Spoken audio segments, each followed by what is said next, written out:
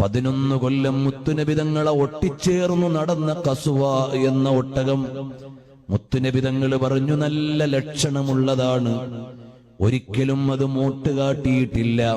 ഹബീബായ സല്ലല്ലാഹു അലൈഹി വസല്ലം തങ്ങൾ റബീഉൽ അവ്വൽ 12 വഫാത്തായി. പിന്നെ കസുവ വെള്ളം കുടിച്ചിട്ടില്ല, ഭക്ഷണം കഴിച്ചിട്ടില്ല. ആ പട്ടിണി കിടന്ന് മുത്തുനബി തങ്ങൾ വഫാത്തായ ദുഃഖത്തിൽ മരണപ്പെട്ടുപോയ വാഹനമാണ്. എത്ര വലിയ ഭാഗ്യമാണതിന് കിട്ടിപ്പോയത്.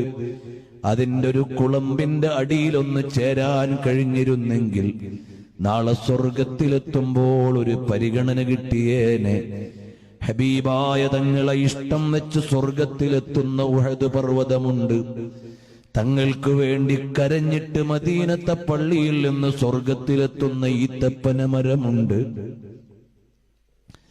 തങ്ങൾക്ക് വേണ്ടി സങ്കടപ്പെട്ട് തങ്ങളോടൊപ്പം ചേർന്ന് നിന്ന് ഈ വസ്തുവകകളെല്ലാം അവിടെ എത്തുമ്പോൾ മുത്തുനബി സല്ലല്ലാഹു അലൈഹി വസല്ലം തങ്ങളുടെ ഖബറു ശരീഫിന്റെയും മിമ്പറിന്റെയും ഇടയിലുള്ള ഭാഗം നാളെ സ്വർഗത്തിലേക്ക് ചേരുന്ന ഭാഗമാണ്.